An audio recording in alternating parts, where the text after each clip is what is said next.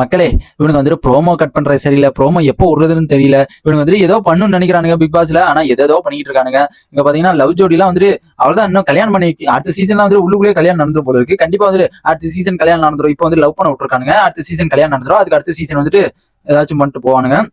And இன்னைக்கான 3ஆம் ப்ரோமோல வந்துட்டு காலையிலே ஏற்கனவே இந்த விஷயம் லைவ்ல வந்து வந்துருந்துச்சு. ஆல்ரெடி நம்ம எல்லாருமே பார்த்திருப்போம். என்னன்னு பாத்தீங்கன்னா, நம்ம பவித்ராவோட ஒரு ஃப்ரெண்டு வந்திருந்தாங்க, சம்யுக்தா. அவங்க வந்துட்டு வந்திருந்தாங்க. வந்துட்டு அவங்க வந்துட்டு பர்சனலா கூட்டு போய் பேசுவாங்க. எப்பயுமே நார்மலா ஃபேமிலி சரி, ஃப்ரெண்ட்ஸ் சரி, பர்சனலா வந்துட்டு நீ என்ன பண்ற, எப்படி இருக்க, இப்படிலாம் பண்ணாத, அப்படிலாம் பண்ணாத அப்படிங்கிற மாதிரி வந்து அட்வைஸ் பண்ணுவாங்க. அது மாதிரி வந்துட்டு பண்றாங்க. பவித்ரா ஒவ்வொன்னு அழுவ ஆரம்பிச்சிருச்சு. இதைத்தாம அவங்க வீட்டுல இருந்து சொல்லிட்டு போனாங்க, அழுவாதுன்னு இதைத்தாம அவங்க வீட்டுல இருந்து சொல்லிட்டு போனாங்க. மறுபடியும் அழுது அடுத்தவங்களே அழுவ ஆரம்பிச்சுட்டு இருக்க. என்னன்னு பாத்தீங்கன்னா, உனக்கு என்னதான் பிரச்சனை அப்படிங்கிற மாதிரி வந்துட்டு சம்யுக்தா வந்துட்டு கேக்குறாங்க. கேட்கும்போது வந்து இவங்க என்ன சொல்றாங்க பாத்தீங்கன்னா, நான் அழக்கூடாதுன்னு நினைக்கிறேன், எனக்கு எப்படி ஆச்சு அழுவ வந்தது, நான் என்ன பண்றது, அழுவக்கூடாதுன்னு நானும் தான் நினைச்சுக்கிட்டு இருக்கேன், அப்படியே அழுவ வச்சு அப்படியே கண்ணுல பொத்துக்கிட்டு ஊத்துது அப்படிங்கிற அளவுக்கு வந்து அவங்க சொல்லிட்டு இருக்காங்க.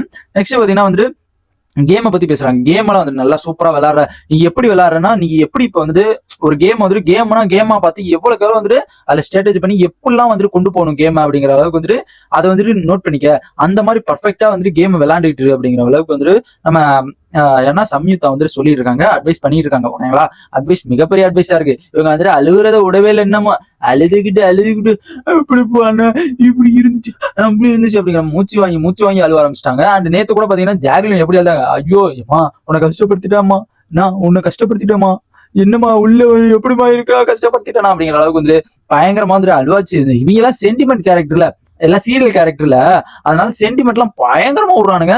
இவங்களுக்கு உண்மையாலுமே அழுவணும்னு தோணுச்சுன்னா கண்டிப்பா வந்துட்டு இதெல்லாம் வந்துட்டு அழுவுறது வந்து அந்த ஒரு இதெல்லாம் ஊத்த மாட்டாங்க. இது வந்து உண்மையாலுமே வந்துட்டு சீரியல் அழுவாங்க போல இருக்கு. கண்டிப்பா இதுல இருந்து நல்லாவே தெரியுது.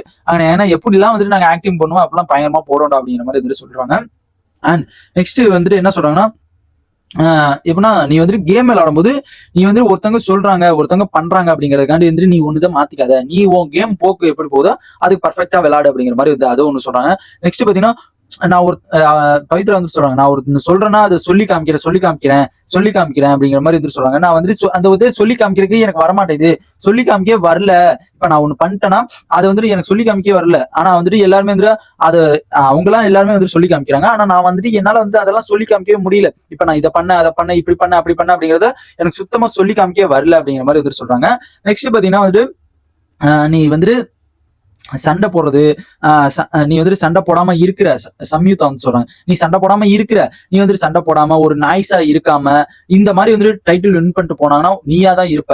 ஏன்னா அந்த அளவுக்கு வந்துட்டு உன்கிட்ட கேம் இருக்கு. இப்ப வந்துட்டு எல்லாருமே சண்டை போட்டாதான், ஒவ்வொரு சீசன்ல சண்டை போட்டாதான் டைட்டில் வின்னரு, இப்படி பேசினாதான் டைட்டில் வின்னரு, அப்படி பேசினாதான் டைட்டில் வின்னரு அப்படிங்கிற மாதிரி பயங்கரமா வந்து எல்லா இதுலயும் வந்து சொல்லிட்டு இருந்தாங்க.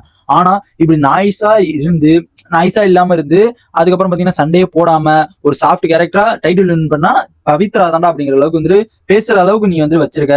இதுல பவித்ரா தாண்டா சாஃப்டான கேரக்டர், சூப்பரா வந்து கேம் விளையாடுறாங்க அப்படிங்கிற மாதிரி வந்து வெளியில வந்துட்டு பேசியிருக்காங்க அப்படிங்கிற மாதிரி வந்துட்டு நம்ம சம்யுக்தா வந்துட்டு செம்மையா வந்துட்டு அட்வைஸ் பண்ணிட்டு இருக்காங்க. இவங்களால தாங்கிக்க முடியல, கதறோன்னு கதறிக்கிட்டு இருக்காங்க.